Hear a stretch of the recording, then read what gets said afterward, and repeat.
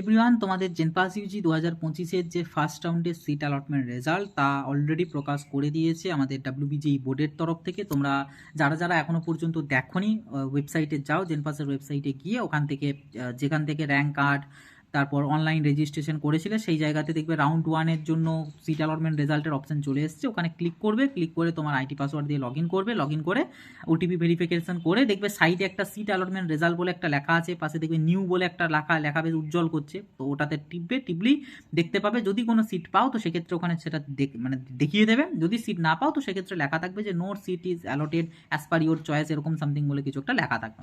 তো যাদের ওই লেখাটা আসছে তাদের কোনো অ্যালটমেন্ট আসেনি, তাদেরকে রাউন্ড 2 এর জন্য অপেক্ষা করতে হবে, আর কিছু করতে হবে না। এখন চুপচাপ বাড়িতে বসে থাকো, তোমরা অটোমেটিক্যালি রাউন্ড 2-তে চলে যাবে।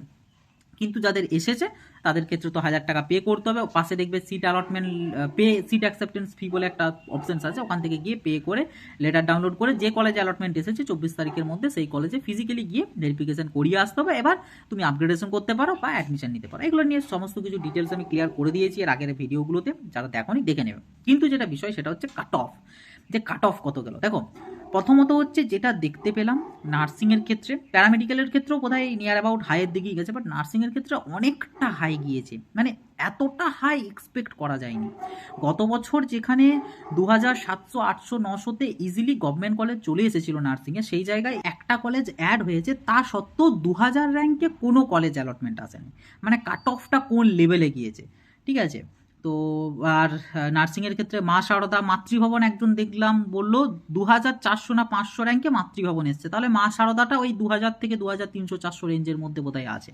আর গভর্নমেন্টগুলো অল গভর্নমেন্ট 25টা যে গভর্নমেন্ট 25টাই বোধহয় আন্ডার 2000, মানে একটা অ্যাড হওয়া সত্ত্বেও কাট অফ 1000 কমে গেল, হাই গেল 1000। আগের বছর 2900, এবছর সেটা 1900 বলা চলে।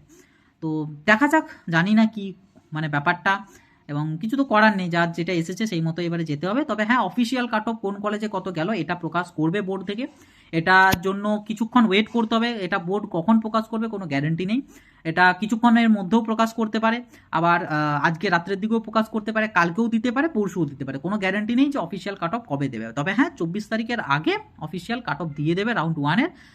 তো তখন নিজেরাই চেক করা যাবে যে কোন কলেজের কত গিয়েছে এবং কেন আমি পাইনি, বা এই এটসেট্রা এটসেট্রা। তো দেখা যাক, এটুকুই তোমাদের জানানোর ছিল যে কাট অফ অনেকটা হাই গিয়েছে, প্যারামেডিক্যালদের ক্ষেত্রেও বোধহয় অনেকটাই হাই গেছে। এবার অফিসিয়াল কাট অফ দেখলে বোঝা যাবে যে এক্স্যাক্টলি কতটা করে হাই গেছে আগের বছরের কম্প্যারিজনে। তো পরবর্তী জেনপাসের আরও আপডেটের জন্য চ্যানেলটাকে সাবস্ক্রাইব করে নোটিফিকেশানে ক্লিক করে অলে সেট করে